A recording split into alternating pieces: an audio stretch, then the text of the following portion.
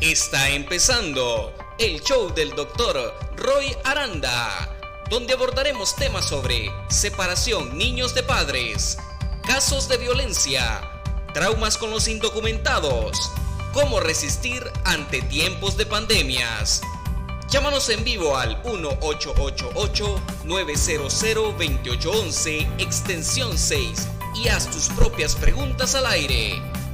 ¡Comenzamos! Good evening, dear Tribuna TV viewers. My dear viewers, you're sort of like an extended family after 2 years, more than 2 years, 2.5 years now. Buenas noches, queridos televidentes de la famosísima Tribuna TV. Ya somos como familia después de 2 años y medio. Today is, wow, it's hard to believe, March 17. Hoy estamos al día marzo 17. Wonderful, wonderful day. It's St. Patrick's Day, so the St. Patrick's, the San Patricio. And I did want to acknowledge it and, hope that everybody who celebrates is celebrating. And even if you don't, the food is wonderful. So if nothing else, I hope that you enjoyed some good Irish food. Espero que aunque no festejen el día, la comida está maravillosa. So my hat's off to everybody who is either Irish or of Irish background. I have some Irish background, not myself personally, but on my wife's side. Irma was Boricua, Puerto Rican, and I'm Boricua por inyección, by injection. Her mother's father was Irish background, so I've always felt a connection, and I think that Barbara, you probably will share something as well. So today we have actually today I'm delighted that we have a COVID-free day. I mean, we don't have to bring up COVID today. We have a wonderful theme. Tenemos un programa que yo creo será divino para todos. I think it'll be really a wonderful program today. And it's entitled Our Pets, Unconditional in Love and Work. And I have as a guest, Dr. Barbara Kapitanakis. She has been a guest previously. She was such a wonderful guest that I invited her to come back. And we will be going over many, many wonderful things about pets and working animals and so forth for today. So I wanted to give an opportunity to Oscar to give a shout out, to greet everybody. Don Oscar, ¿quiere saludar a los televidentes?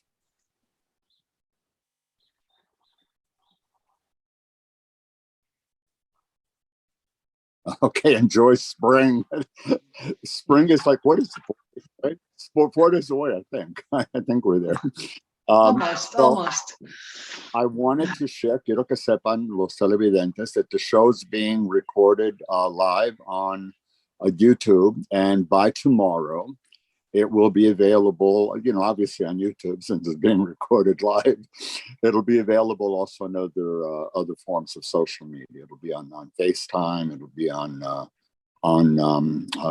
Vimeo, Tribuna TV's website. So it'll be accessible to all viewers tomorrow. So, por favor, we do have many slides. Some of them are just delightful slides of photos of some of our loving family members, but others are very, educational, really covering broad. This is a very broad topic, and in a little bit over an hour, it's an impossibility to cover everything. But I think I did a fair job of making it pretty comprehensive. So without further ado, por favor, Oscar, ¿me puede poner el primer slide so I can introduce the show for today? And a little background on what we'll be covering and the dedication for today. So slide number 1, el primero. ¿Ya está? Okay, so here you see, here's the title, Our Pets Unconditional in Love and Work. And on this St. Patrick's Day, again, greetings to all who celebrate. My guest now, Neuropsychological Association, NISPA President, Dr. Barbara Kapitanakis, and I. We are going to focus on pets in our lives, their unconditional love, unwavering companionship, the joy they bring us, and the many benefits in remarkable ways, service animals, therapy animals, and emotional support animals assist us. With the assistance of several slides, we will provide a comprehensive overview and share personal experiences and photos and numerous resources. So I usually dedicate the show to human beings. So today I made a minor change. It's dedicated to all pets, service animals, therapy animals, and emotional support animals. And of course, to all the viewers who love them and care for them and whose lives are and have been enriched by them. So, por favor, pásame a slide número dos. I'm going to welcome formally our guest. So, Barbara is the one on the left. She's also on the right. The human. with a horse. I've introduced you previously. I'll just go briefly over this. Again, I do encourage the viewers to take photos of the slides that might interest you. But again, by tomorrow, you can take screenshots. You can, grab the slides that interest you and copy them for further review and use. So she has a practice in Sleepy Hollow, New York.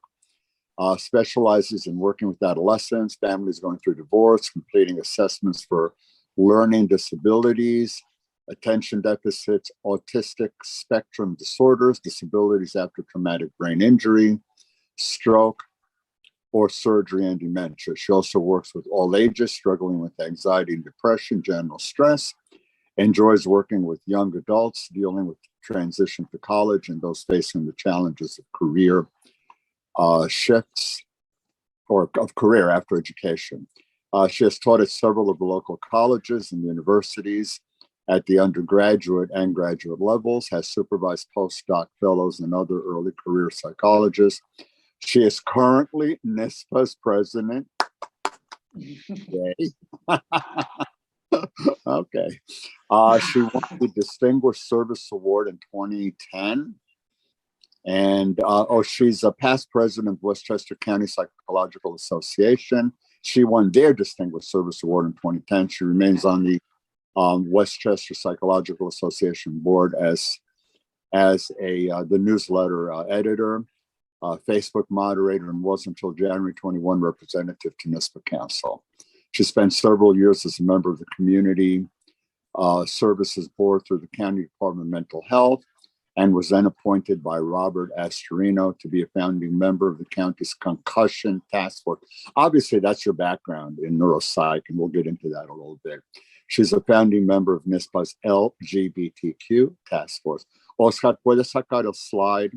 Barbara, anything I left out? I don't think so. I sound impressive.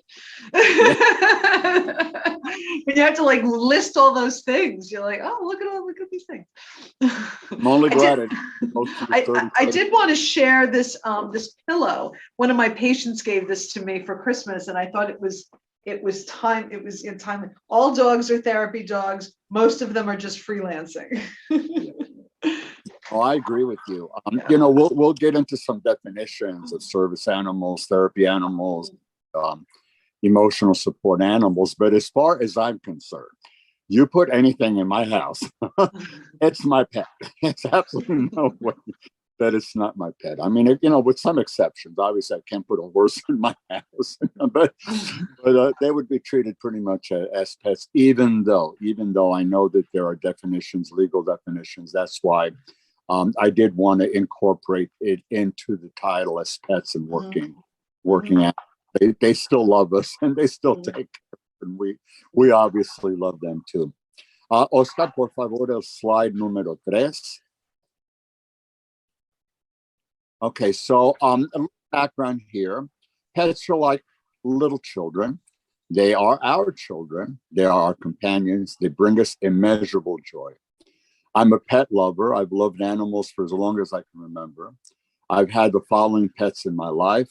As you can see, dogs, parrots, parakeets, mice, a tarantula. Yep, I had a tarantula on one occasion. Let me tell you, when that tarantula molted, my wife thought I had 2 tarantulas. Turtles, cats. I'm a call Paco, who's still with me. A pet, a rat. a pet snake, hamsters, and I was looking to fill that remaining box, and I was tempted to run out and buy another pet, but I didn't have enough. I enjoy watching bees, hummingbirds, and many birds and little creatures in my backyard. In essence, I think of myself as a pet whisperer. I've never been stung by a bee. I've had, ladybugs land on me, and butterflies land on me. I guess they feel comfortable on me, and I've never had a problem with pets or with them liking me. So puedes sacar el slide.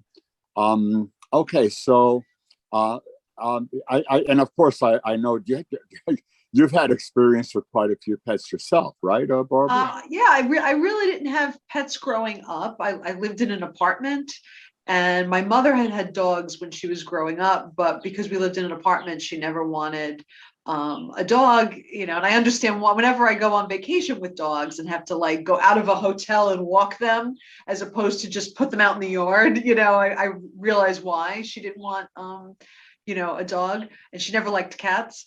So I did get a cat when I was 21. That was my first real pet, and he lived to be 19. Wow. I had him from 21 to 40. That cat was the only like stable thing in my life for those 19 years. By then I had lost both my parents. I had this cat for 19 years. His name was Merlin. He was a solid black cat. So I've had 8 cats in my life. I have 3 cats right now. And I have my dog Bo, who is here. I purposely did this from home so that she could sit with us, and I'll have her come up on the camera later. I have my little toy chihuahua sit on me, but she's sleeping, so I don't really want to disturb her. You don't want to disturb her. And Bo is actually a very special dog. Bo has one eye. Which is actually, her name is short for Columbo. I named her after Columbo because Peter Falk had one eye, and her name was Emma at the rescue. But she apparently she was found on the street with another dog in Texas, and her eye was badly injured, and they couldn't save her eye, so she just has one eye. But because she's black and her eye is brown, a lot of people don't notice it right away because her whole face is dark. Little kids often notice it and immediately, what's wrong? Well, yeah, has no eye, Adults don't always notice it, but I very rarely see it cause an issue for her as far as depth perception. She's adapted. I mean, that's one thing that I think animals can teach us, is they just adapt. They do what they have to do. She doesn't know that she has a disability or that she's different. She plays fetch. She loves other dogs. She loves people. She loves the cats that we have. I had another dog, and I know you have a picture later on of my other dog as well. He died last summer. She adored him. That was like her big brother. She's a happy dog, but which a lot of people would not be if they had a serious injury or any kind of disability. We tend to harp on things and feel sorry for ourselves in ways that animals don't. I did want to share that I had a little Chihuahua rescue, little Muffy, Muffin, and she also had one eye, and I adored her. Yeah. And unfortunately, she also went to doggy heaven or pet heaven. And when we were, we and my family, we always do a memorial service and recognition for our babies. And the guy that was making the photo to put into sort of like this, like a book, a bookmark, special bookmark, wanted fix the eye and asked me if that was okay. I said nope. I said I said I didn't have any problem with that. Just quickly getting back to the St. Patrick's Day. I'm showing off the emerald green turtleneck, and I have this little leprechaun here, and I have to tell you a story about it. Also, I have a special mug made by Native Americans, and you can see also this part's green. So I really came prepared for the green of Irish. By the way, green's not the only color, but I know that's the color that we tend to look at to celebrate St. Patrick's Day. But the leprechaun, I had ordered it because I wanted to have something special, and I'm telling you, it disappeared, Barbara. It disappeared on me, and I swear I thought that this little impish thing took off and walked away and was like playing, hide and seek. I was going to tell the story of how the leprechaun walked off on me, and then lo and behold, just like late last night, maybe around 3 a.m. I see it standing up in the corner. I said, how on earth did you get that? So it did. It was mischievous, but here it is. There it is. So Oscar, por favor, slide 4. We're going to just go over a couple of some definitions here to distinguish service therapy and emotional support animals. Déjame saber cuando.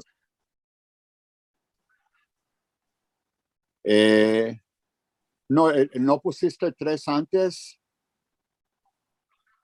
Right, 4.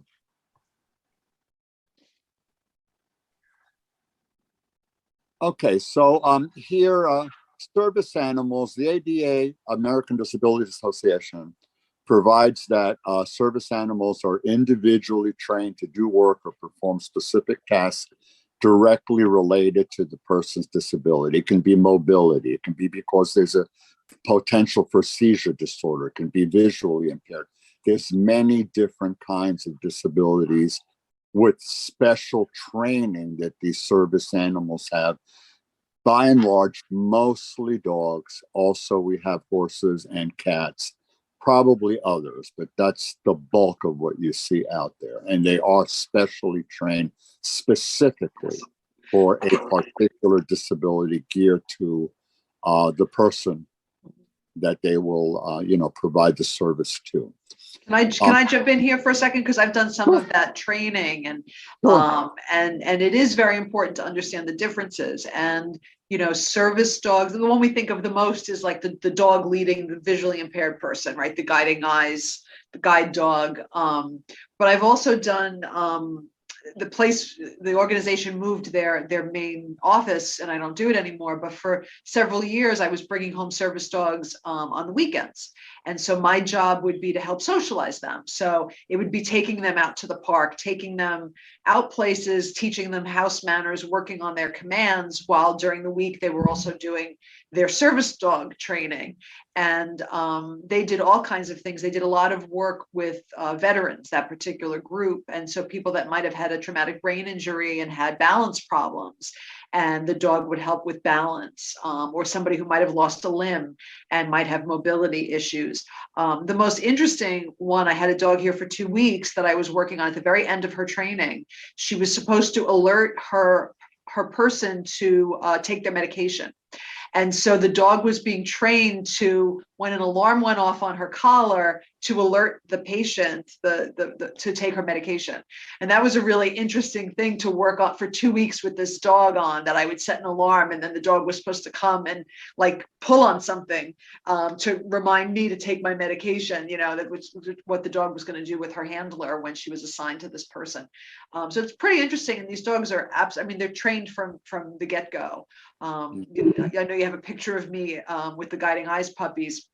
They start them at a week old, and we'll talk about that when we get to that picture. But it's really fun. Todavía está el slide puesto. Okay.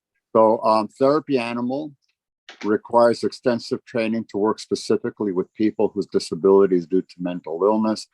It's not exclusively mental illness. For instance, it could be with senior citizens, hospitals, nursing homes, other settings, children. So it can be with or without some formal diagnosed mental illness. But the point is that they receive extensive training to work specifically with them. And in nursing homes, they bring joy to to the elderly people. It's like it's amazing. My dog Giuseppe did that for several years. We went to a nursing home. Little children read to him in the library. And it was that kind of therapy. Dogs can go into a place. They have to be invited in. You have to have an appointment and go in. It's not the same as a service dog. But we did lots of things. We worked with college students taking final exams. The week of finals, when they would be studying, they could take a break and come and pet a dog. So it really is, like you said, like spreading cheer, basically. Emotional support animals. They provide support through companionship. Obviously all our pets do that. But here, this is more particular to people to help ease anxiety, depression, phobias, for instance, going out, being afraid to be in public, being afraid to be around people, distress in social situations. So with their emotional support animal, they're able to function. The whole point is to help with their activities of daily living, bring them a better, more richly fulfilling life.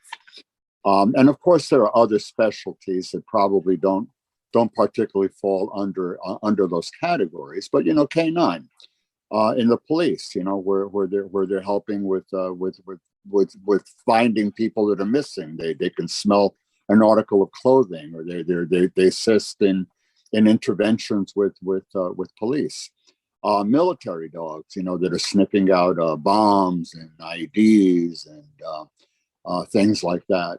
Rescue dogs, they're finding people, they're assisting and helping. Somebody's drowning in the water. I mean, a lot of functions. Guard dogs. I mean, obviously, we're aware of this. We see this often enough. In farms, for instance, herding sheep would be an example. Dogs also have, because of their wonderful sense of smell, they've been used to detect cancer. And there's a body of research that indicates that they are even able to sniff. And I don't know how they do this, but that they're able to sniff COVID.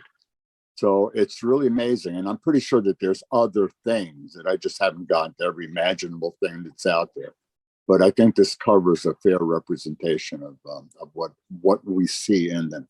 Puedes sacar el slide, por favor, Oscar.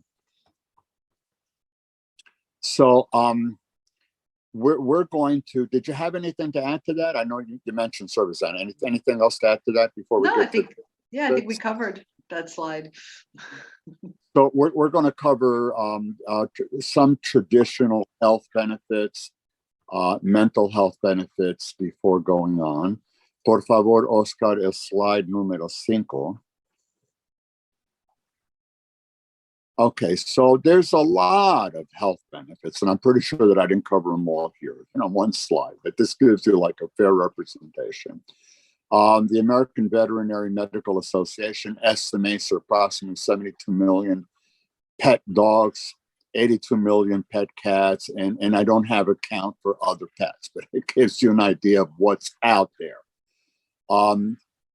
Pet effect, relationship between people and pets has positive benefits. People who have pets are healthier. There's a reduction of stress, blood pressure, risk of cardiovascular diseases, lowers cholesterol level, fewer visits to doctors. There's almost a 1/4 reduction in mortality. This is from a study done University of Toronto. People who live alone and have a dog, there's a 1/3 lower risk of death. Walking dogs results in increased exercise. Owning a cat reduces the risk of heart attack by approximately 1/3. Again, this covers probably just a portion of it. We can take the slide down.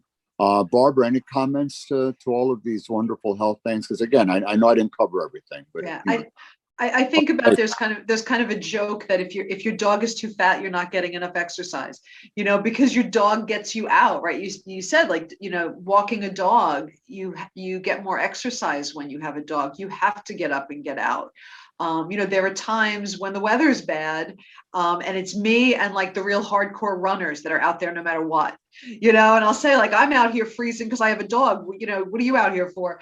But absolutely. And I've also, I've met neighbors because we have dogs, you meet people, you make friends because you have a dog, cats less so because they tend to be more indoor animals, but, having a dog forces you to get up and get out, forces you to talk to your neighbors who have dogs. And, for some people, especially, during COVID, when there's been such isolation, I know you said we weren't going to mention COVID today, but there's been such isolation. during COVID, but, still the dog park, people can still get together at the dog park and, Right. outdoors while they, even at the height of the pandemic, people could still stand around outdoors and talk while their dogs played. And so, there's so many benefits in so many ways, and it's been proven to reduce blood pressure. I know when I go to the barn to ride, just when I get out of the car and like the smell of the barn, I'm like, oh, I just relax so much when I know I'm gonna get on a horse and ride for an hour, and just the smell of the animals and to pet them and snuggle them. It's just it probably sets off some great endorphins in our bodies. And this is mutual because the pets need this too. The pets know when you're depressed, when you're anxious, they sense it. If the pets are getting fat, it's because you're not doing what you need to do with them. Right. And by the way, we're talking about walking dogs. I mean, I've taken my macaw out to the yard. my box turtle Gina, she's gone out to the yard as well. So she walks, and we put her in a corral because otherwise she takes off. Paco pretty much stays put, and since he can't fly, I know more or less where I'm going to find him. But obviously it's wonderful. Let's take a look also at the emotional benefits of having pets. Por favor, Oscar, el número 6.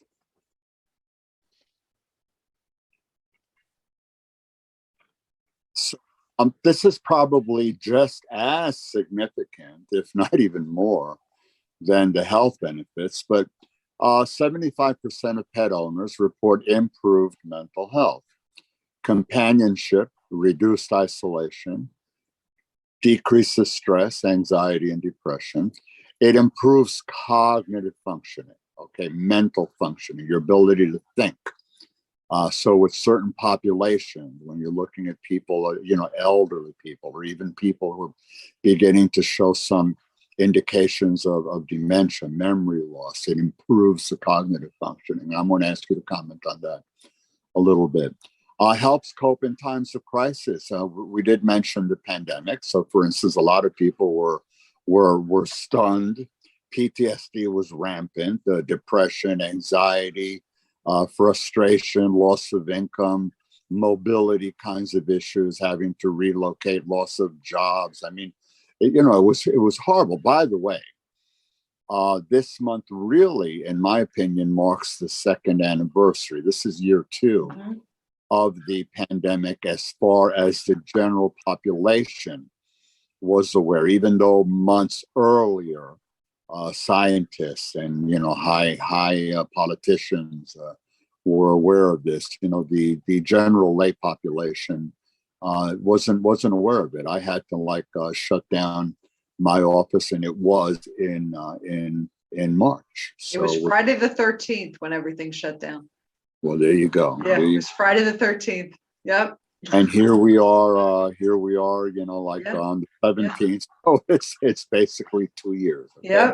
Yep. On children, it has a positive effect on their social growth, emotional, cognitive development for children, makes them feel secure, and that they have some sort of responsibility, being able to assist in taking care of the pet. It helps us children to grow up feeling more secure. We're done with our growing up if we're adults, but it still helps make us feel more secure. Increases activity. We've already mentioned that before. Develops responsibility for caring for a living animal. Even hardened criminals in prison show changes after interacting with pets. There's many programs in studies that actually puppies behind bars.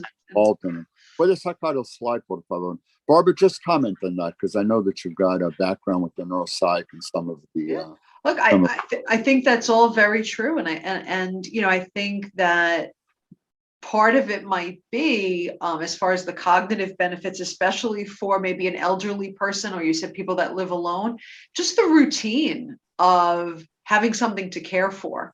I've got my routine when I get up in the morning, I let the dog out the front door so that she can do what she needs to do out in the yard. I come back inside, I feed the cats, I go to the door, I bring her inside, I feed her.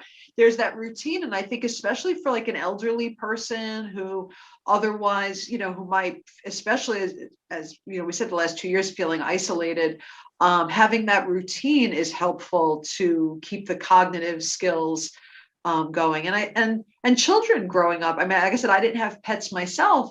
My grandmother had dogs. And I never had a fear of animals. There's not an animal that I've ever been afraid of. And I think it's because my grandmother had a German Shepherd, and I had no fear of her. Actually, I can tell a story about my grandmother's poodle. So my grandmother had a little poodle, Suzette, just a little miniature poodle, not trained for anything. But my great grandmother was blind. She had lost her eyes to glaucoma. And so she was completely blind. And Suzette, the little poodle, would walk around the house in front of her and would alert her. No training, no nothing, just like the instinct and the empathy that my great grandmother needed help. And Suzette would walk around, and if there was something in her way that she might trip over, the dog would stop and bark. If there was, something that might, might be in her way. And there was one story about how I guess she had gotten up during the night to use the bathroom. And when she came out of the bathroom, whether it was her blindness or her age, or she was just drowsy and disoriented, instead of walking back towards the bedroom, she walked through the kitchen towards the basement door, which was open. So she would have gone tumbling down the stairs, and the dog just sat there on the floor and barked and barked and barked and barked until my grandfather got up and walked her back to her bedroom. So that's an example of a dog that wasn't trained for anything, but, had this empathy and this connection, and just somehow knew this lady needs me, and would walk around the house in front of her, knowing that she had some kind of disability, whatever the dog understood. But it's a pretty amazing connection. And I think it's great when, whenever I do some fostering, and I've fostered lots of dogs, and when they go home to a home with a child, it just like melts my heart, like knowing this child is going to grow up with this puppy. This is going to be this child's best friend for the next 10 or 15 years. It's just, I think it is such a great thing for children, and to learn responsibility, and to love unconditionally.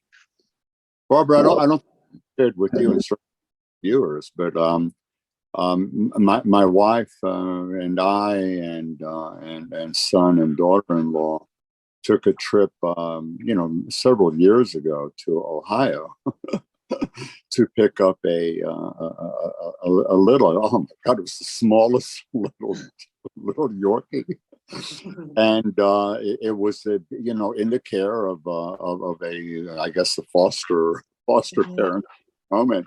We were actually grilled. We actually had to go through filling out forms and being interviewed, and then the person had to say, "Okay, we think that you'll be fine." They wanted to know what the house looks like, whether we had other pets and so forth, whether they, who knows what. Yeah. We finally took the trip to Ohio to pick up this little dog, and it was the smallest little thing I could ever seen. It was delightful. My little treasured teacup Chihuahua Ginger, who I've nicknamed Pee-Pee, she was from Tennessee. I had lost my treasured Chihuahua Cookie, and I have to tell you, like, it left a hole in my heart. Yeah. And, after a period of time, my wife said to me, it's okay. You wanna get another little Chihuahua. It's okay. We were left with the Yorkie. She's more of the Yorkie connection. And I looked and I saw her picture. I fell in love immediately, and I knew that she was going to be mine. I mean, just by looking at the photo, sure enough, she became mine, and she was shipped on an airplane, and we had to go to JFK to pick her up. Mm-hmm. This tiny little thing traveled all by herself to JFK, and the one that I told you that had the one eye, we actually had to go there with our dogs, with our other members of our family, right, to see if they put us in a room together to see how they would react to to little Muffy before they would release her to me. And I was so scared that Right. someone was going to adopt her before I got to her. Right. So I pleaded with them, let's go, let's get this little dog. I mean, I saw her and I was going to be mine also. And sure enough, it was. Getting back to the kinds of special untrained things that some do, and I don't think that they need any training. But you know, they can alert you if there's an intruder. Yeah. And my little toy Yorkie Pookie, she always, you know, barks when someone's approaching the door to alert us there's a person coming to the door. So they certainly have that kind. They can sense if there's danger. I'm pretty sure they could probably sense if there's a smoke, fire. Yes, yeah, a leak. Yeah, because they're so in tune with their environment. I mean, you see it like before a storm, you know, how animals will act in a certain way. They kind of know the storm is coming. And I was just thinking of a story that I had heard years ago. There's a horseback riding barn in Orange County, about an hour from me, that has therapeutic horseback riding. And I've always been interested in that. And I'd taken like a course there for a couple of days on therapeutic riding. And they told the story of this, a boy that, you know, they use horses. First of all, horses are amazing as far as physical, you know, like children with cerebral palsy that need work on balance. You know, riding a horse is very much about core and balance and muscle tone. And so they've for many years have used horses to help kids that have like cerebral palsy and muscular dystrophy and things where building their muscle tone and their balance is advantageous. But they also can use them for, you know, kids with emotional needs. Horses are extremely sensitive animals. And apparently there was one little boy who was autistic and very, very nonverbal, you know, very, very little language, almost totally nonverbal. And his parents one night heard noises coming from his room. And they went in. It's like, this is one of those stories that like makes you choke up. He was holding a picture of this horse from the barn and sobbing, just crying and crying. The horse had died. And the parents the parents, of course, were sad for their son, but on the other hand, they were relieved that he was feeling such a connection to somebody, right? Because he was truly what we really think of when we think about severe autism, you know, very nonverbal, very distant, not really connected. And it turned out he was extremely connected to this horse. And it was actually something that the parents took away, feeling that our son can connect to someone. Our son can, whether it's an animal or a human, because he was so sad over the loss of this horse in a way that he never had expressed towards people. So I think our perception of how people with certain kinds of limitations perceive the world is basically our perception. Right. And we're probably really not aware of or missing the kinds of things at their level.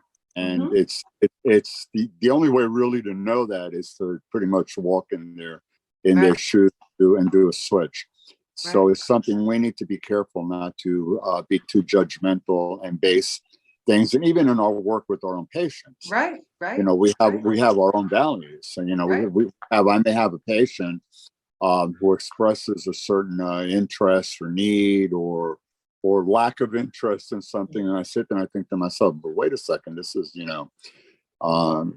something, this is not right. And I have to like really sit back, explore myself, and wait, I'm making a judgment call here. Right. And I don't know. And I have to like consider to what extent is this adaptive, healthy, as opposed to unhealthy for this particular individual. Right. So I'm glad you shared that. Yeah. We're gonna start looking at a couple of nice, interesting pictures. So, Oscar, por favor, el slide número 7. So we even have pets in sports. I mean, they become regular mascots in sports. It's my understanding that the San Francisco 49ers were the first NFL team to introduce an emotional support dog for their players. And they got Zoe, a French bulldog, providing comfort to them. And there is a photo of this tough football player, Solomon Thomas, holding Zoe. So that's amazing. That improves their sense of well-being. We do have, I'm sure you're all aware, we do have psychologists who specialize in sports psychology. We've seen situations in gymnastics and in tennis where there were female athletes coming out indicating that they were undergoing feelings of depression, anxiety, stress, in their field, and a lot of sensitivity, and some people were, the people with the sponsor, they were critical. Wait a second, we want you to be interviewed, and no, you have to do this and you have to do that. And they were in many ways insensitive to it. And some of them also were benefiting from the emotional support of pets that they were having. So I wanted to bring that out as well. New York Islanders, they help train future service dogs, and they shoot here. I mean, photographs. Americans' bed dogs, calendars to help raise money, and there you see one. So puedes sacar a slide. Anything to add to that about the role of pets in sports, and something related to that? I didn't know that the 49ers had a support dog until I saw your slide yesterday. I think that's great. I think again, my dog just got up. You want to say hi? Come here. Bo's going to say hi. This is Bo. Say hi. Hi, Bo. Look. All right, go lie down. But I think that's great. I mean, being on the road with a sports team and the pressure of performing and winning, if petting a dog is a way to kind of blow off some steam, that's awesome. That's a great thing. Well, again, consistent with what we were talking about, the mental health benefits, the emotional benefits, it helps raise self-esteem. Yeah. When you're in the field of sports, you have to contend with losing.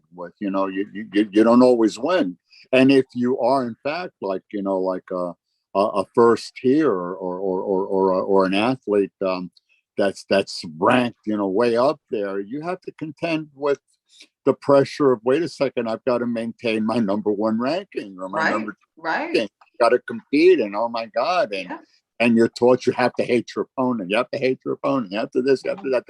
They're the enemies, they're the villains, and super, super stressful. And having losses, or as a result, either because you lost, or because there was an injury, or for some reason you couldn't make it. You had some other obligation, some sort of a traumatic event.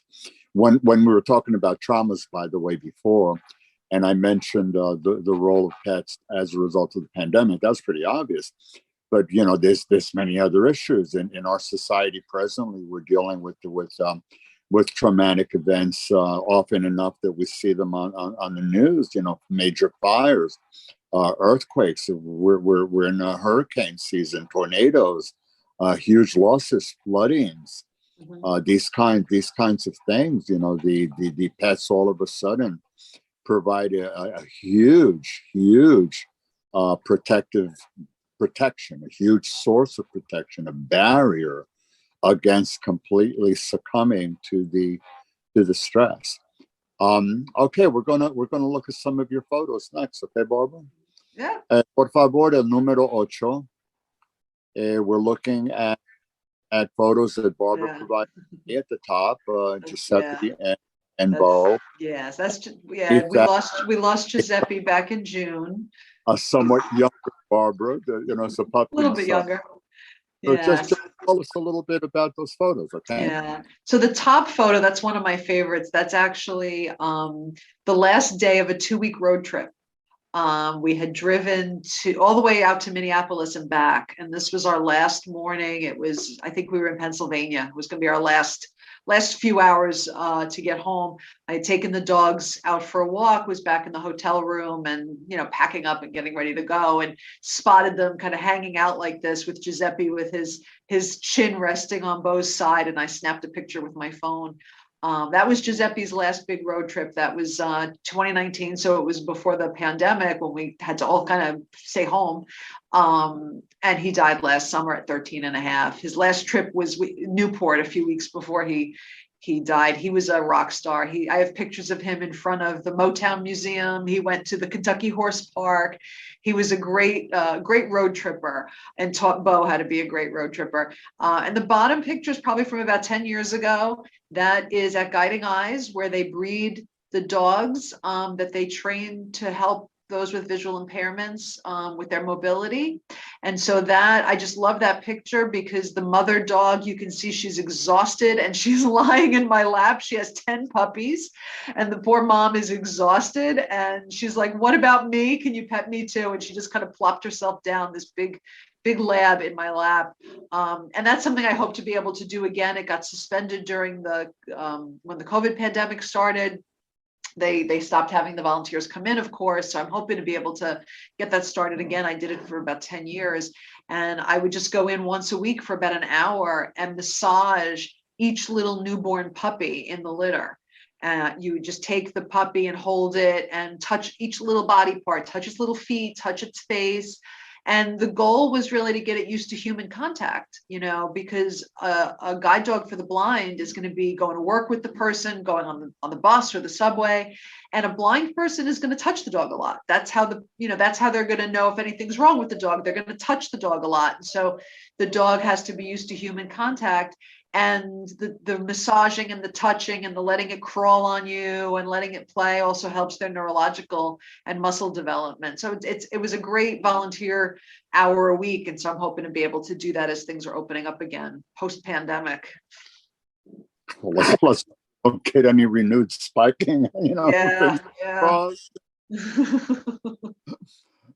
Okay, so por favor, Oscar, el número 9. Okay. Barbara, this slide 9, this is a 2 photos of Dr. Elkanan Goldberg, and I know him as Nick. So for the viewers, I wanted to share with them that he was my trainer. He was my professor when I took a postdoctoral training in neuropsychology. It was a 2-year program. And I did the program at a combination of NYU and office. And he was great. He's from the Luria Institute. He's a renowned neuropsychologist. He's published, he's written, he's developed tests for neuropsychological assessments. He's like a wonderful, wonderful instructor, professor, colleague, trainer. And here he is, a slightly younger Nick at the top, with his pet Brit at the time. I knew Brit, and I'm pretty sure you also knew Brit, Barbara, and a somewhat, presently Nick now with his dog Brutus. So I wanted to share with the viewers that basically my training lasted 2 years, and he had everybody in the class had to do a special project. And I did a project. I had a large practice involving patients who had been in occupational injuries, as well as injuries from motor vehicle accidents. And some of them had sustained whiplash type injuries.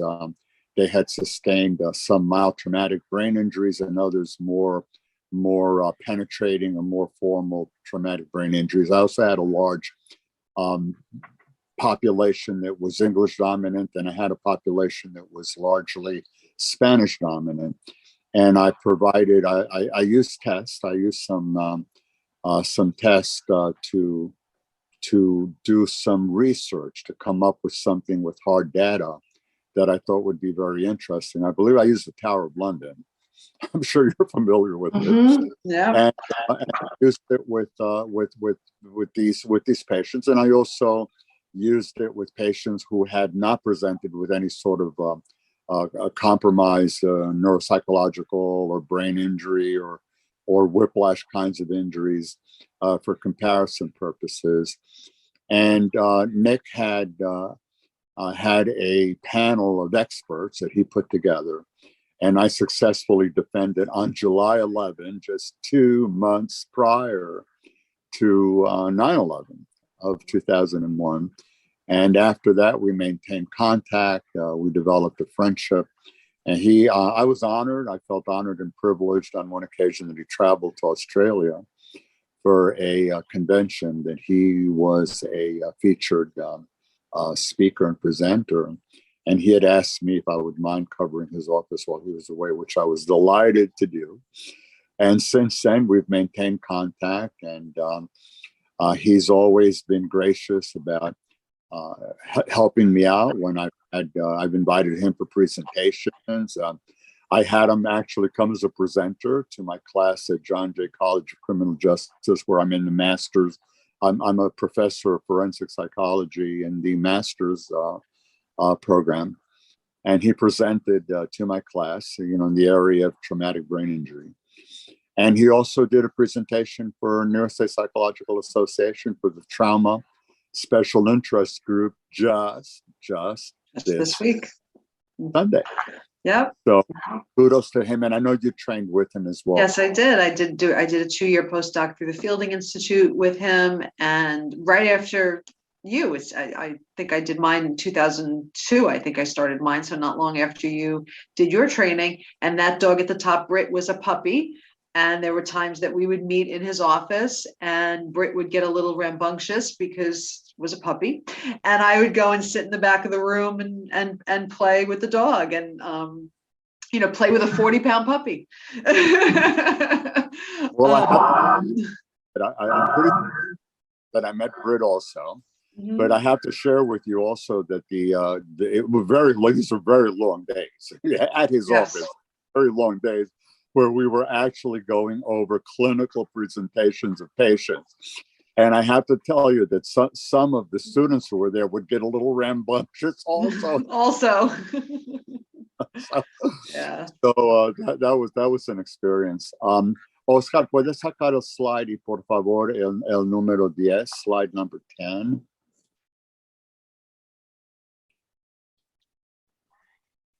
So I wanted to share this with you because this is Irma's and my dear niece Evelyn, and she has this her little boy, her little Chihuahua, Louis, that she babies and pampers, and he's famous because he's all over Facebook. I don't know if he's got his own Facebook account or what. But he is famous. Every time that she puts up photos of him, he may have more followers than I do. Who knows? It's amazing. So I did ask her to share something, and here you see little Louis wearing his green outfit, in honor of St. Patrick's Day as well. And I wanted you to see him. He's got those nice ears, super long legs, and it's cute as can be. So I wanted to share that with you. Por favor, Oscar, el número 11. Now these the next slide, these are my babies. El número 11. Okay. These are my babies. Top is my teacup Chihuahua Ginger.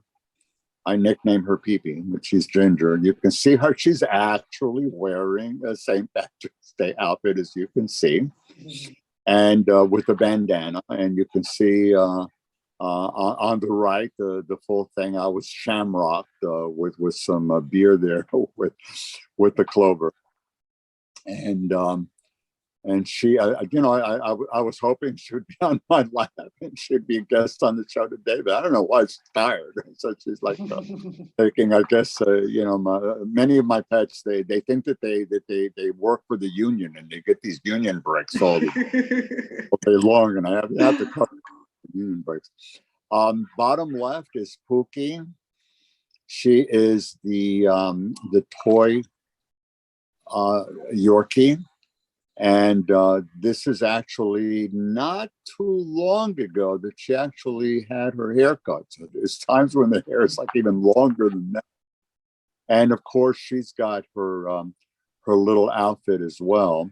And on the right is Coco, a full size Yorkie, much bigger. You know, like the Chihuahuas maybe 6 pounds, maybe a little bit less than that, and the Pookie's 6 to 7, and Coco's much more than that. Also wearing her outfit. They're all on this chair that I use for, well, not the chair, the leg rest that they jump on it all the time. The two little ones, you know, jump on it, and from there they jump on top of me. And Coco decides to hang out over this. You can actually see the wear and tear of the leg rest. And if you look at the top, you can see there's also the toys. You know, they have plenty of toys scattered all around. You know, so a little blue thing, a little green thing. So there's behind Coco, you can see stairs. Those are actually steps to go to the couch that Coco uses, and all of them use. You know, so that I just wanted to have the viewers aware that there are all of these contraptions and gadgets that we use with our pets. Puedes sacar a slide, por favor, Oscar. Anything to add or contraption? That's adorable, adorable. So I guess Michael's going to have to come at some other time. Por favor, Oscar, el número 12. This is an important slide. Number 12. So ready for a pet in your life, and even if you're even if you don't have one and you're ready for a pet, if you have a pet, this certainly applies to you. Pets, like any other family member, need attention, love, caring, proper nutrition, and tending to their health needs. It's a major commitment. There are many expenses involved, and I'll get into that in a moment. It's important to know there are many foods that are poisonous to pets. Foods may be poisonous to cats that are not poisonous to dogs, and vice versa. A lot of food that you would be shocked if you realize that it's poisonous to your dogs. Chocolate, for instance, things like that. Mm-hmm. You know, if you think that you're doing a favor, you cannot give them chicken bones. It'll splinter, and they're going to end up having surgery. You know, if they eat it.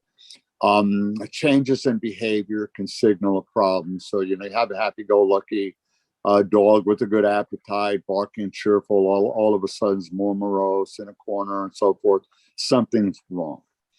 If you're up for having a pet, select the kind of pet you want to be a part of your family and can care for, given your particular situation and needs. By this, I mean really, you have to be able to recognize the financial needs. You know, your pet's going to need to go to the veterinarian, just as humans and your children do. They're going to need to eat. They have to have food, nutritious food. You know, all of these are expenses. Vaccinations, pets, just like your children. So these are expenses that are going to be there, and you need to take that into consideration. When I said particular situation and needs, also, you need to consider if you're living in a small 1-bedroom or studio apartment in a high rise, everything's just buildings. It may not be the most ideal place for a large dog who needs to go out and be walked and have exercise. You know, cat is probably obviously easier.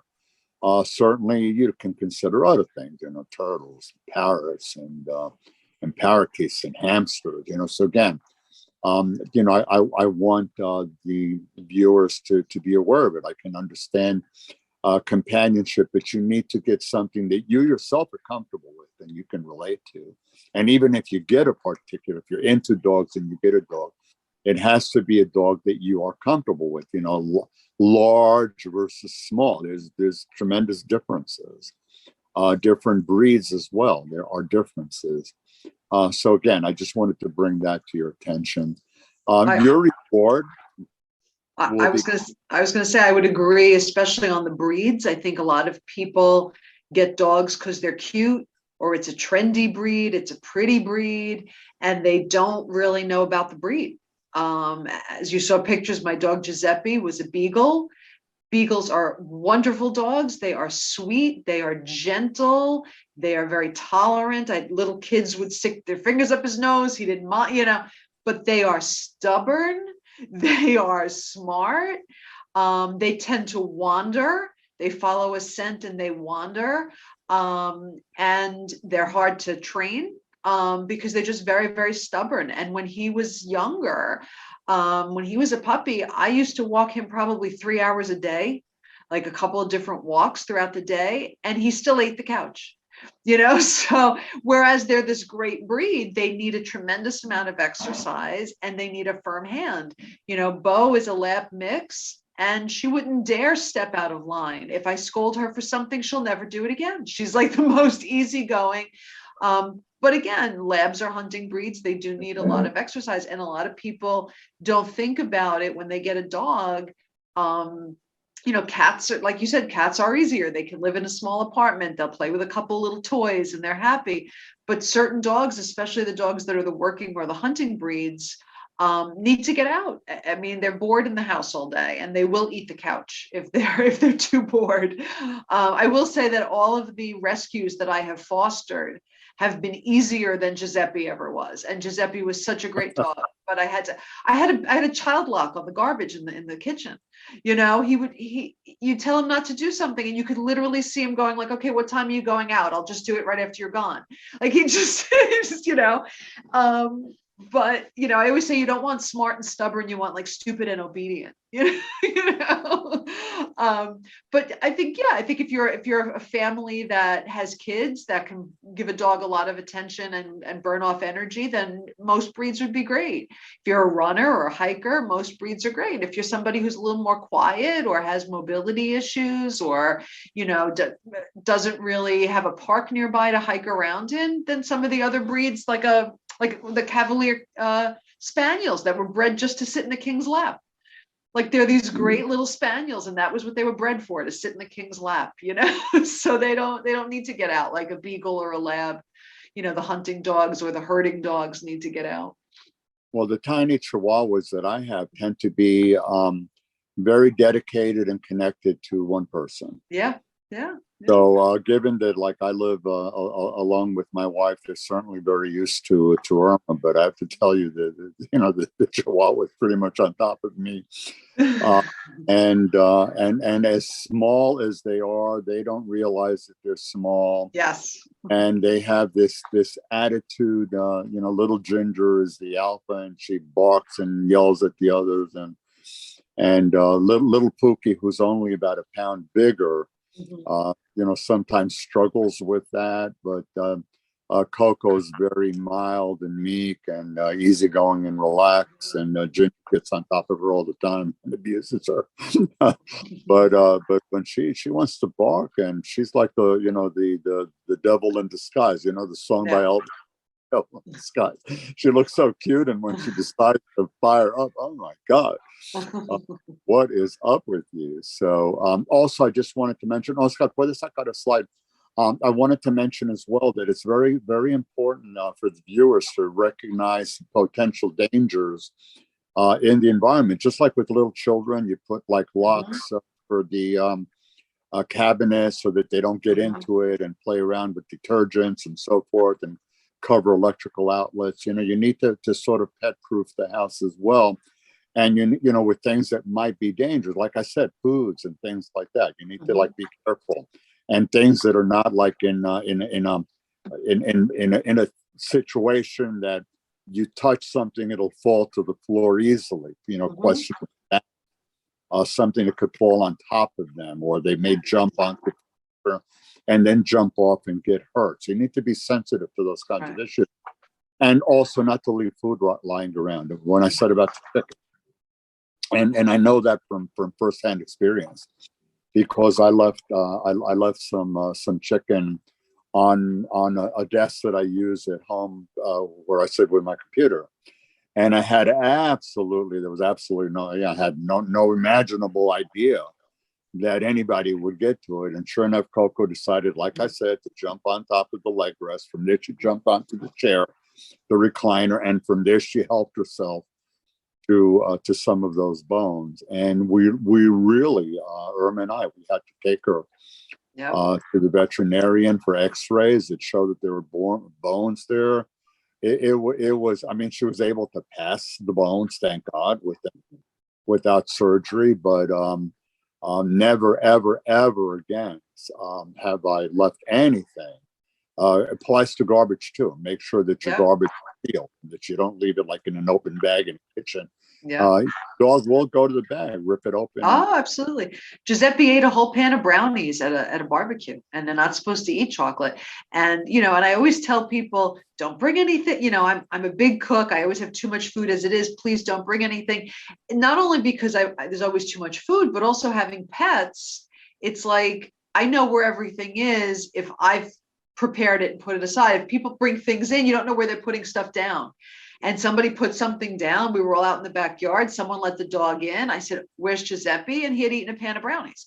I got him to throw up, which was, but it's, and some dogs wouldn't even dream of it. Some dogs wouldn't go up there and steal the chicken off the desk, but a lot will. So they're a lot of work, but they're also a lot of love. They're worth it. They're so worth it. Well, that's the reward that we get, is their unconditional love. Absolutely. I mean, like my babies have never asked me for an allowance, like I don't go out much, but on those occasions that I used to like come home, they would greet me. I have two-legged sons, and let me tell you something, raising them was different, and allowances and this and that and me. Oh my God. So I don't have that with my little girls, and I appreciate that. They don't date. I don't have to worry with it bringing home or anything like that. Right. So Oscar, por favor, slide 13. El 13. We're going to do a couple of resources. I've shown this to you before. The ¿Ya está?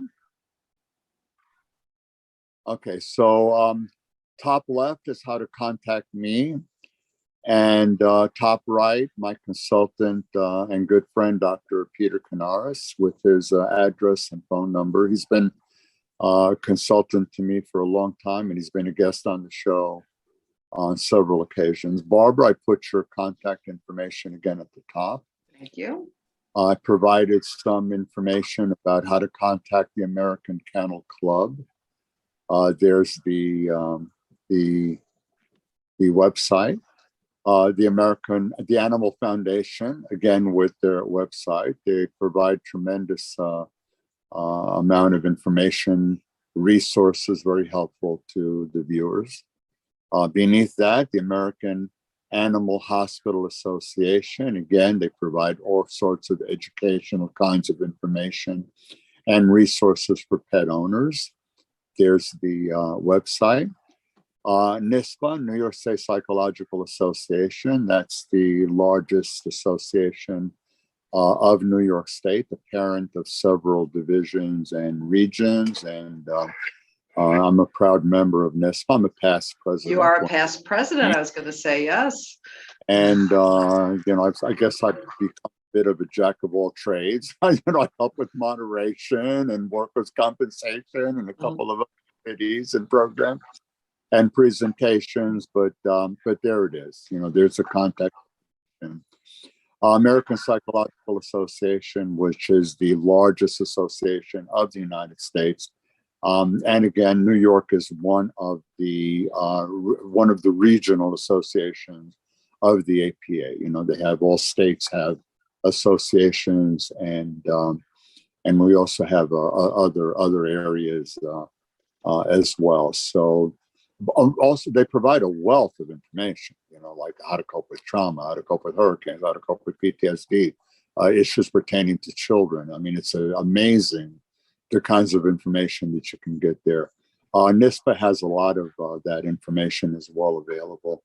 Suffolk County Psychological Association. I live in Suffolk County, so that's my regional association. Remarkable for their size. They provide a wealth of information, lovely people, and training opportunities and conferences and workshops routinely.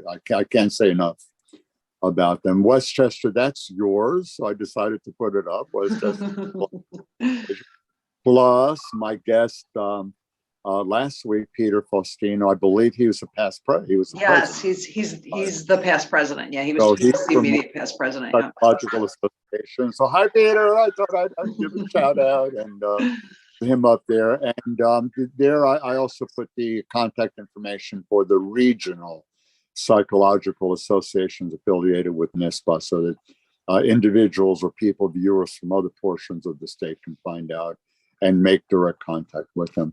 Puedes sacar a slide, por favor.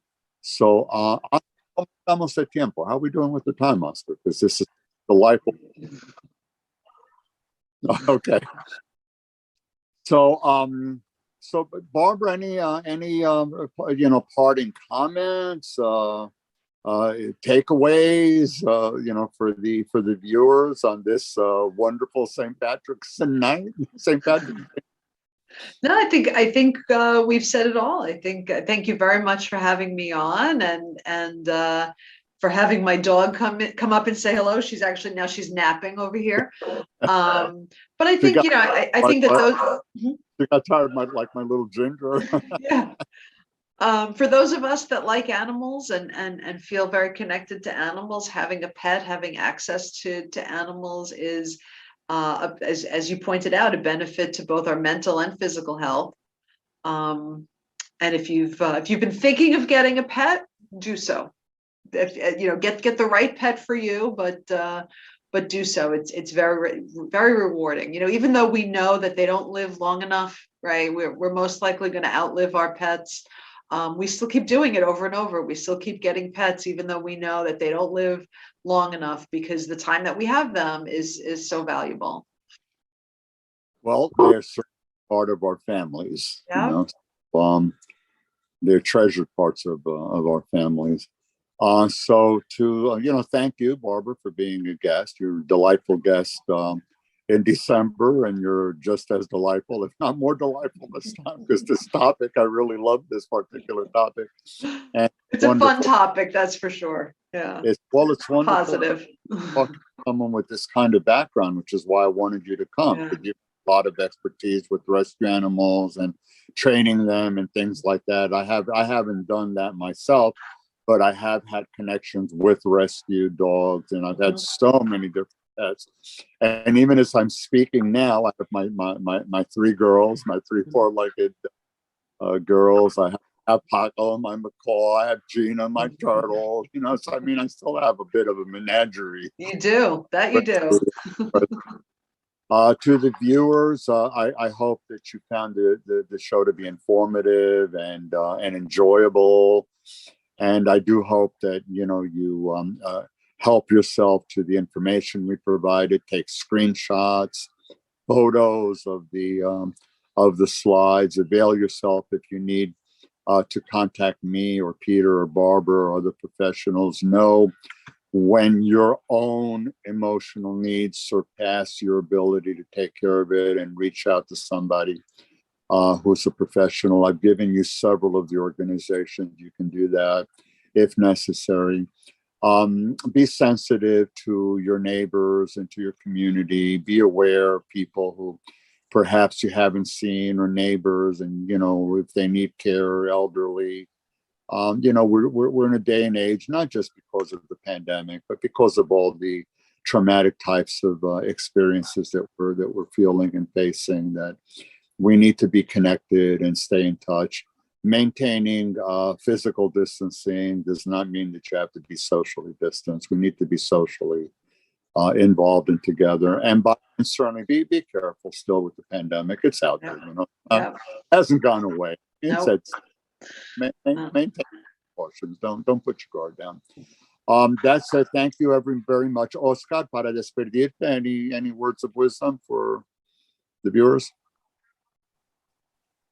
Okay, he's wishing everybody, happy night, happy remainder of St. Patrick's Day, and happy wonderful weekend. I will catch up with all your viewers at the next show. And everybody be safe. Again, Barbara, thank you very much. And with Thank that, you. good night to everybody. Buenas noches a todos. Good night. Good night. Good night. Take care.